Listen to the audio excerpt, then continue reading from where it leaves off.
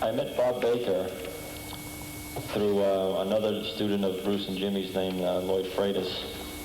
And at first, Bob was even reluctant to even speak to anybody.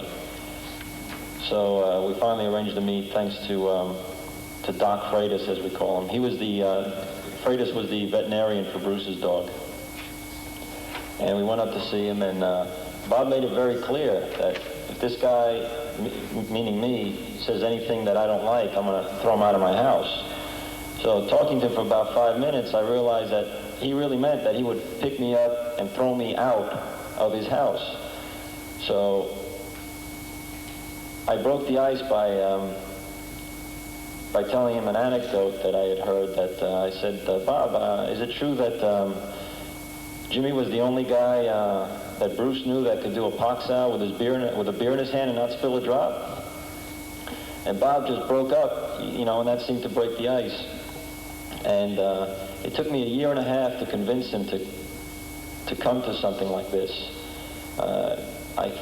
My personal feeling is Jimmy and Bruce were probably his dearest friends, and he lost both of them within a 6-7 month period.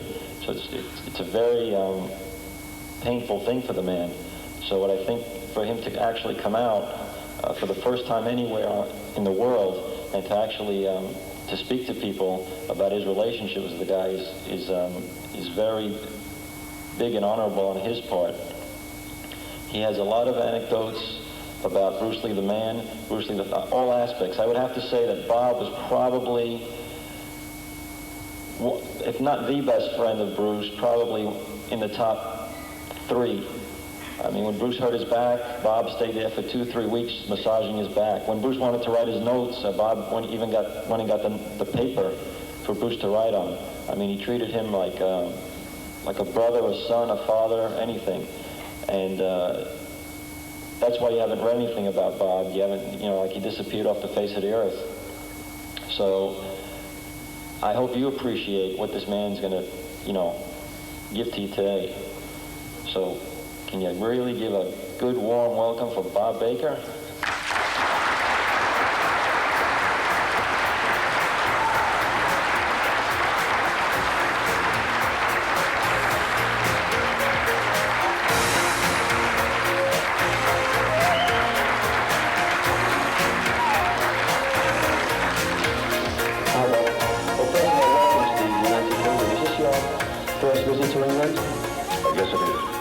Apart from your appearance in the Chinese Connection, or Fist of Fury as we know it here, very little is known about your further involvement with Bruce. After all, you've been friends for some 10 years. Tell me, how did you first meet Bruce Lee? I met Bruce Lee through James Lee.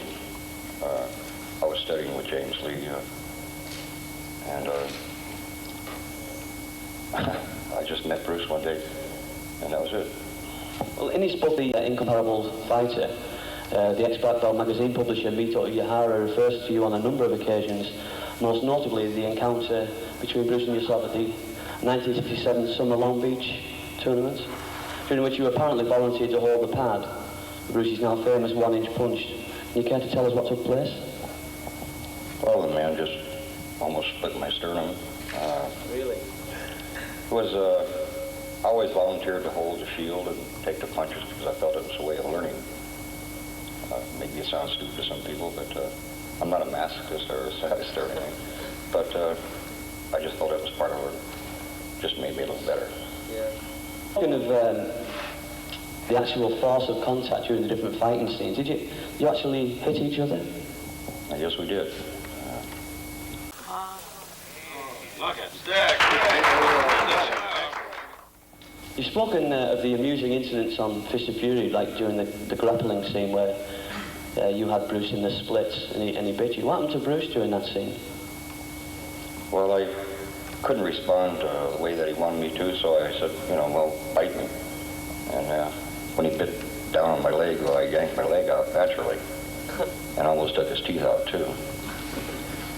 You don't see it on the screen, but it was, I think it was cut off, and it was cut.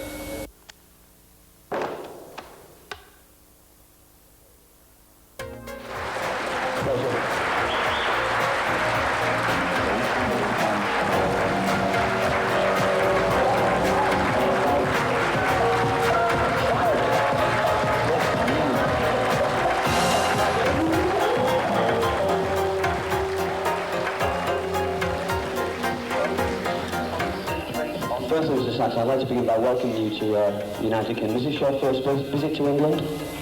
No, I've been here several times. I worked here once in 1965, but I haven't been here for, well, almost 20 years. I'm very glad to be here today, and imagine the warm welcome that you've given me after a film that was made 18 years ago, a film that I almost didn't do, but that's another matter. When I went to Hong Kong, my son was 2 years old, and he was invited one day to Bruce Lee's daughter, Shauna's second birthday party. He doesn't remember any of that.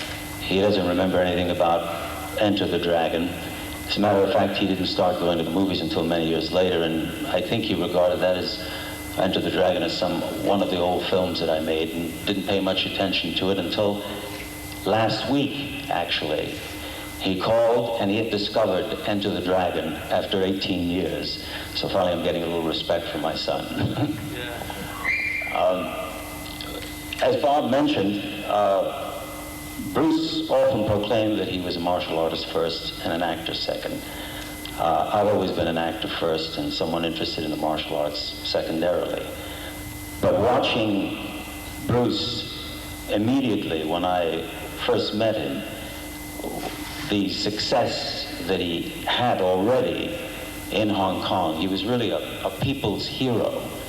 And I've never seen anybody enjoy that position and that role more than he did. He relished being something to the people, being a celebrity. I remember asking him very quickly, what would he imagine his life might be like as an actor in years to come? Would he be able to make transitions? Would he play a role that wasn't a hero, that wasn't a martial artist? He said, you know, it was interesting and it would be something he'd think about. Unfortunately, he didn't have the opportunity to think about it because he passed on. When I first met him, he introduced me to all the equipment he had in his house. And he asked me to show him what I could do. He asked me to do a sidekick, and I did, and he said, well, let me show you how I think it should really be done. And he gave me an airbag, and he was going to demonstrate on me how he was to do this. What I didn't realize was that this was a gag, a joke that he often played on people. He had placed a chair very strategically about 15 feet behind me. And I braced myself, and he said, don't worry, I'm not going to kick you very hard. And he kicked me, and I flew 15 feet across the room into the chair, which is what he had planned, only he didn't plan that the chair would break. It was a chair that he had just bought and that he prized very greatly. So we set off our relationship with a laugh. We went out, had lunch that day, and got to know one another. We began working a short time later, and I discovered that he was a little concerned and apprehensive about this film, about being an actor, really, as I was about doing the martial arts in the film. And so we began a relationship that was kind of cooperative and respectful, and I got along very, very well with him. I never studied with Bruce Lee, as these two gentlemen have, but I spent 3 months with him, questioning him constantly and asking him all sorts of things that would come to my mind about martial arts. We were constantly engaged in that sort of thing. I think it's a great pity that he didn't have the opportunity to develop, as I think he might have, as an artist, aside from a martial artist, because he had great intelligence. And a sense of theater, a sense of demonstrating and writing, really, a role for himself. I asked him one day, I said, Bruce, what would you give to be 6'2" and 190 pounds? And he answered, if I were 6'2" and 190 pounds, I would rule the world. Bruce Lee has passed on, but all your presence here indicates that in some way, obviously he hasn't. I constantly run into people who ask me questions about him. One of my most simple examples of what it's been like is one time I was in a hotel lobby in downtown Los Angeles on the telephone, and I saw a gentleman walk by me, and he saw me, and he did a big take, and I knew what was coming. He came over to me and he said, as I was on the telephone, he said, "Man," he said, "I got to talk to you." He says, "I understand Bruce is alive." And I said, "No, I'm afraid he's dead." He says, No. He says, "I understand Bruce is alive. He's in a cave in Hong Kong and he's waiting just for the right time to come out." And I said, "No, I'm afraid he's dead." He said, "No, man, are you sure?" He says, "I got it on good source that Bruce is alive. He's in a cave in Hong Kong just waiting for the right time to come out." I said, "His wife thinks he's dead." He said, "Man, what do women know?" So with that, I'll just take some questions. His speed was fantastic, and his power for his size was extraordinary. The one thing that I mentioned about knocking me across the room, I think, was just commonplace, but his attack kind of power and his hardness. I mean, his body was so sinewy that in demonstrating any simple technique, even half a hit on any fleshy part of your body practically put you in paralysis. So he was tremendously strong and extremely quick. I first did some judo back in the late 50s, just for about a few months, never really achieved much of a status. I began karate about 1964. I studied pretty diligently for about 4 years, but that was until about 1968. My work, marriage, traveling abroad, necessitated that I just had to put my work as an actor first. I didn't have time to train. So by the time I began that film, I had really stopped any serious training, which was a kind of concern of mine. I was just doing some light calisthenics, Tai Chi Chuan, things like that, jogging, playing with weights a little bit. After working with Bruce, I got enthused again. I started considering training and went back to studying some Kung Fu and doing some Judo and Jiu-Jitsu, which I did up until about 3 or 4 years ago, and I'm just back to doing Tai Chi Chuan again. I read this script and I said, this is going to work. The time has come. This is going to be successful. And I agreed to do it. And I put the script away. It was a very thin script. Then sometime before the film was to start, I said I'd better read it again. I read it again, and I decided it was too thin. That I was, as I said before, primarily an actor and not a martial artist or a stuntman. And I felt that I was maybe, it wasn't the thing for me to do. When I mentioned that to the producers, they got very upset and began to talk to me and ask me questions about why I didn't want to do it, and we got to discussing it. My interests were the role and the movie. They agreed that they were going to make the role more interesting, give it some more meaning, things like that. In fact, had I known that I was asked for by Bruce Lee, that I'd been sort of chosen to be the character Roper in the film by Bruce Lee, I might have asked for some other things like more money.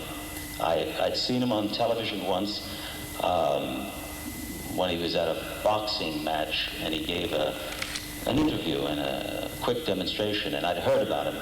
His name was around town, around Los Angeles, and I was anxious to meet him. My first meeting, I was quite excited. I was like certainly like a student, you know, meeting the master, and I was really quite taken with him, and all along I was, yes. He was someone who took terrific care of himself. Chinese food in general, Cantonese food is considered very healthy. He was very, very especially careful. He was taking all kinds of supplements. I had even advised him, because he seemed so excited about the position he was in. He was being courted by producers in Hong Kong who were offering him $500,000, and he was not interested in that. He said, I remember him saying that Marlon Brando could get $2 million, so could he. It was a time of his life where there was such big stakes that he was really, I would say, tense, and I was kind of, friendly with him and advised him to just take a drink every once in a while, which it seemed to me he wasn't inclined to do. So he seemed like certainly a health enthusiast and an extremely fit person. I was on a set the day that they had the scene in which Bruce cut his hand on the bottle that Bob Wall held. Obviously, on the face of it, it looked like a question of a Chinese production where fake bottles are not used or don't exist, whereas in Hollywood we have a glass that is not, dangerous to use in scenes like that. And it seemed to be certainly an accident, but I know that Bruce was very upset about it and quite angry. I really didn't know much more about what was going on in the background of that. He was challenged once that I saw. A very young fellow was sitting on a wall and speaking to him. He sort of looked like Humpty Dumpty, come to think of it now. He actually wound up being Humpty Dumpty, because he was saying something to Bruce that I really didn't understand. It was in Cantonese or Mandarin, but apparently he was questioning his ability. Something like, well, you're good in the movies, but are you any good in real life? So Bruce asked him to come down, and it was over in a flash. He hit him in the nose and bloodied it, and the kid realized that he had overmatched himself very quickly, and that was it. There was nothing more to it. I think he was Mr. Canton of whatever it would have been, a few years before. He was a bodybuilder and power lifter, obviously quite strong, and pretty agile, pretty quick. I don't know how much real martial arts training he had, but he was able to sort of more than go through the motions, that's for sure. And he was quite powerful. And he was, a good show to work with. We had fun working together. Bruce choreographed all those scenes. The ideas were ideas that were worked out while we were doing them. For example, I think there's a scene where I bite him on the leg when he's strangling me. It was a last-minute suggestion by Bruce. He said, "Why don't you bite him on the leg?" I said, "Okay, good idea." We did that. Well, I think it was a kind of intensity that he had about his interest. I mean, when he spoke, some of the things he said, about emotional content, when he was talking about executing a technique, he meant you don't do this unless you're angry, and if you do it with feeling, with the intention, and I think in general that's probably, he was very expressive because I think something was going on in him at all times. I watched a little bit of the interview and heard his laugh, I think for the first time in all these years, and I was reminded not only of his intensity of anger, but his intensity of amusement. He was always and easily amused and filled with stories and a sense of sort of joy and interest in things. He was an energetic person for sure, and he was very alive. I think all those things contributed to what you're talking about. Bruce was constantly showing me little things. Do this, you don't have to do that, or if you try this, and something like that. So we were in constant discussion and collaboration, and I was a very willing pupil and very appreciative of all his insights.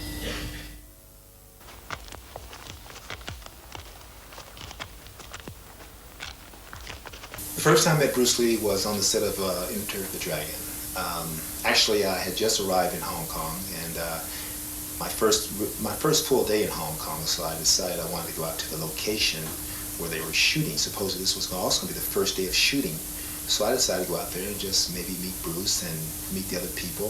So I got a taxi cab, went out to Golden Harvest Studios, and I was walking around there, and I found out that I went into the office and they said, "We're not shooting today." At that time I didn't know why we weren't shooting, but anyway, they weren't shooting today. So I was walking around the studios, and all of a sudden this Mercedes pulls up, and there's two guys in the car.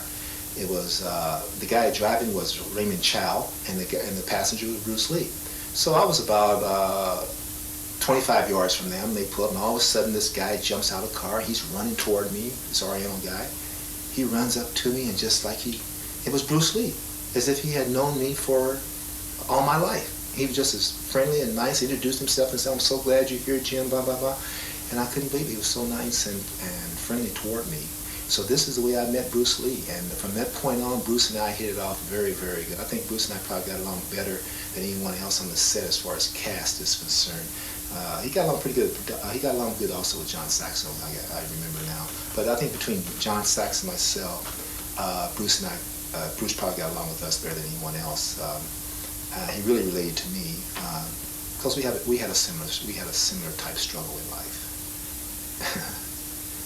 So we had a lot to talk about. We had many different type of experiences on In the Dragon. That was one crazy set. We had many problems on Enter the Dragon. I guess that's why I was there 3 months in Hong Kong. But one of the things I remember was the scene in the arena when Bruce was fighting with Bob Wall. And Bob Wall picked up the bottles and he broke the bottles. And then he came at Bruce with the bottle. And originally Bruce was supposed to do a spinning crescent kick and knock the bottle out of Bob's hand and then follow up with another technique. So in the rehearsal, no, actually it wasn't rehearsal. It was the first time they were shooting it for real. Bruce spun, kicked Bob's hand, and Bob held on to the bottle. So when Bruce spun, this hand came around, and Bob did not let go of the bottle. He ripped Bruce's knuckle wide open. And that was an unfortunate accident we had on the set. And that did stop shooting for several days, but Bruce had to get stitches in his knuckle. So Bob asked me afterwards, he said, "Jim, do you think that I was wrong?" And I said, "I'm going to tell you honestly, Bob, yes, you were wrong. You should have dropped the bottle." He said, "Well, Bruce didn't kick my hand hard enough." I said, "He didn't have to kick your hand at all, actually, because of the camera angle. But I said, he just touched your hand. You still should have dropped the bottle, because he didn't have to kick your hand full force. When you felt the impact, you should just drop the bottle. Don't hold on to it." He said, "Well, I thought he didn't kick it hard enough." I said, "He didn't have to kick it hard." So that was a very strange situation. And I have to give credit to Bruce Lee that Bruce wanted to explode. I could tell. He was very, very upset, but he held it within. He stayed calm and cool, walked away, didn't say a word. But I could tell Bruce was hot as hell at Bob Wall. But he just maintained his coolness and didn't say a word, walked away, and just let it pass. Learned that he saw what would be something like a rough cut before it was finalized. I'm not sure how rough a cut it was, whether music had, music hadn't been added. It was sometime in May that he must have seen some of it, and I was told that he was very excited about it. It would have been about the same time that I last spoke to him, which he arrived in Los Angeles and he called me, and I said, "What are you doing here?" And he said, "I've come to see a doctor." I said, "Why?" And he said that he'd been fainting. And I said, "Well, what's the matter?" He said, "I don't know," but he said, "Maybe there won't be a Bruce Lee." And I thought that was really cryptic and kind of, it sort of turned my hair up. I thought he was exaggerating as well, and I kind of kidded him. I said, "Well, come on, what are you talking about?" and something like that. But I knew somehow that he meant it, so I called him a couple of days later, and he had some tests at a doctor, and he was all excited and feeling cheerful because the results of the tests seemed to give him a clean bill of health, and the doctor told him that he had the body of an 18-year-old, and he was cheerful, and it was the last time I ever spoke to him. He went back to Hong Kong and died, I think, about 2